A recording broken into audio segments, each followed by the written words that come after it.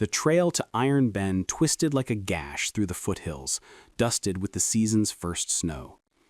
The roan stallion's breath steamed in the chilly air, hooves crunching ice as Gideon guided it forward. Eliza sat rigid in front of him, clutching his jacket tighter around her trembling body.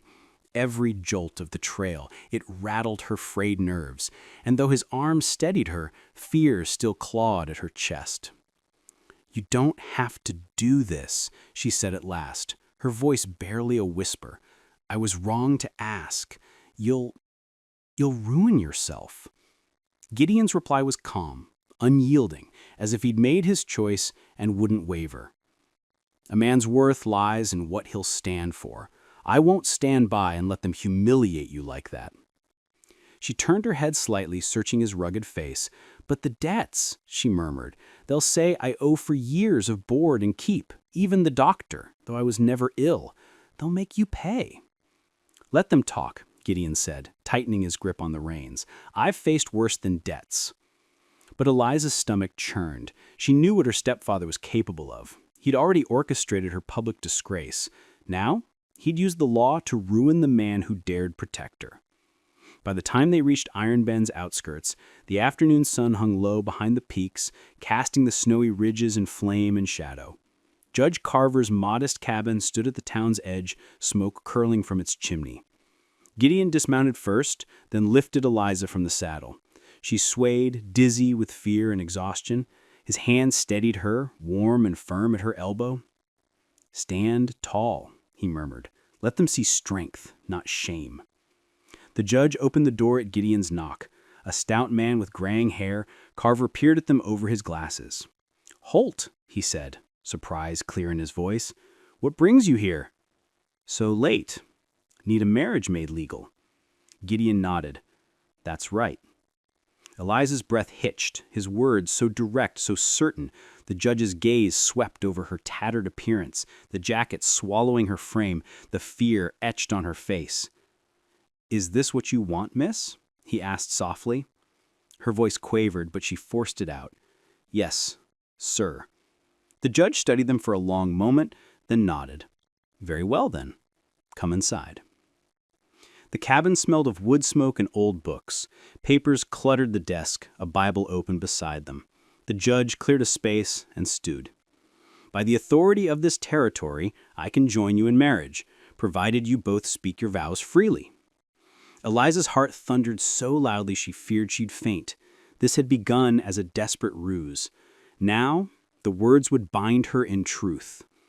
Gideon's steady voice cut through her turmoil. "I will." The judge turned to her. "And you, Miss Harper?"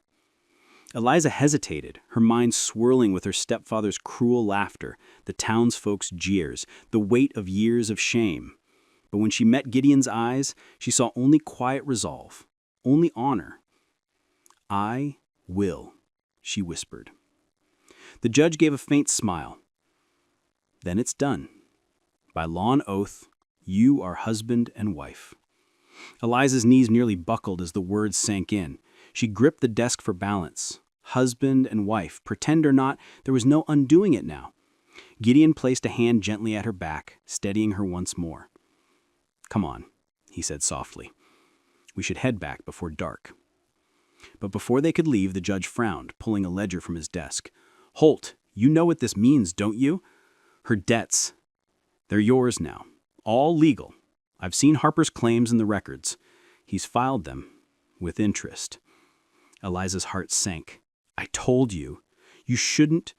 Gideon cut in, his voice quiet but firm. "I know what I took on. Let Harper make his claims. I'll face them."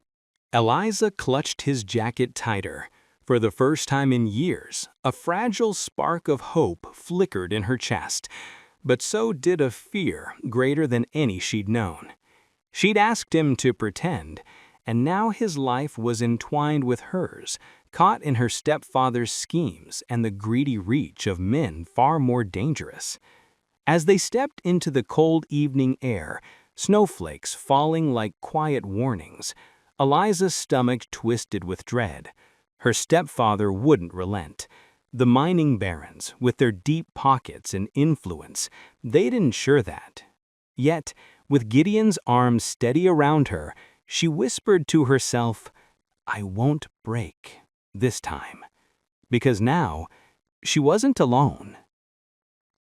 What do you think of the story so far? I'd love to hear your thoughts. Drop them in the comments. I'm really curious to know.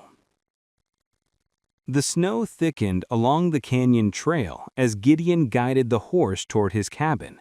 Eliza leaned into him, clutching his jacket, her mind spinning with the day's events. Hours ago, she'd been cast into the street, half-clothed. Now she rode through the snow as the wife of a man she barely knew. Pretend or not, the law declared it real. When they reached the cabin, dusk had cloaked the hills. Smoke rose steadily from the chimney, proof Gideon had tended the fire that morning. He helped her down gently, his hand steady at her waist. "Inside," he said quietly, "you need warmth." The cabin was small but solid, built of sturdy logs. Inside, the scent of pine and wood smoke wrapped around her like a balm. A cast-iron stove glowed with embers, and a simple table stood at the center. Everything was orderly, purposeful, nothing wasted.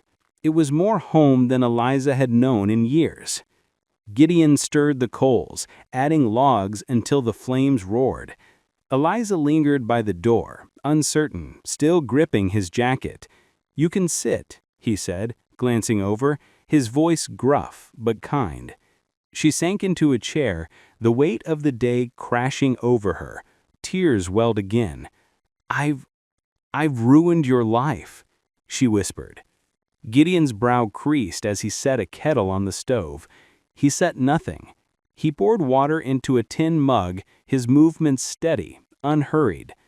"Drink," he said, handing it to her. She obeyed, though her hands trembled. The warmth eased her, but the ache in her chest, it lingered. Gideon sat across from her, his forearms resting on the table. His dark eyes met hers with quiet gravity.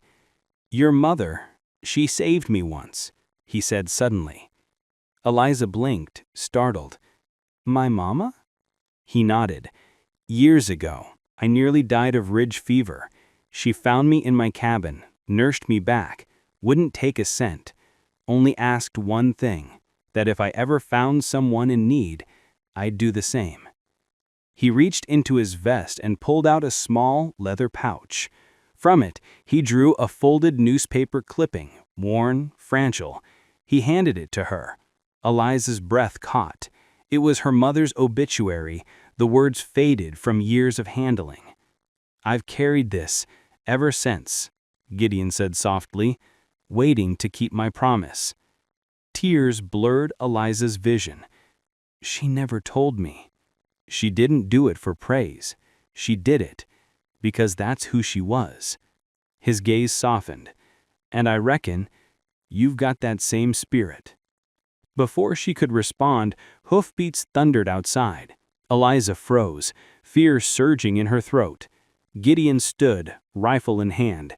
He opened the door to find Caleb Two Rivers, his longtime friend, leading a snow-dusted mare. Caleb stepped inside, his eyes quickly assessing the scene before settling on Eliza. "Word spreading," he said in his low, steady voice. "The mining men are in town. They've bought up half the debts in Redstone Hollow. Your stepfather's working with them. They aim to take your landhold." Gideon's jaw tightened. "So that's their play." Caleb nodded. "And they'll use her shame to do it. Say you coerced her. Say you took her against her will."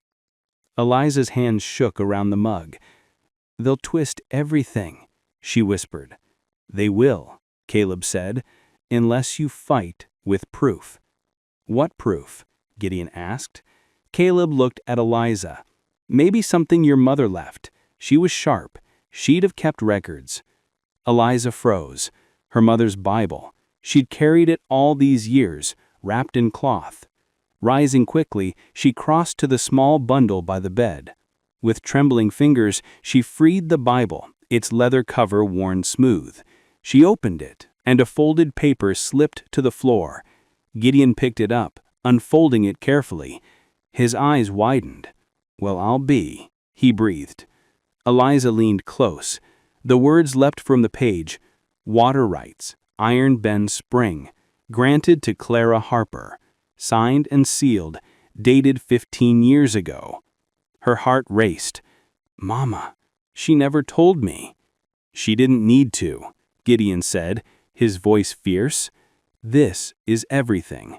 Without those rights, your stepfather's got nothing. The mining men can't touch this land."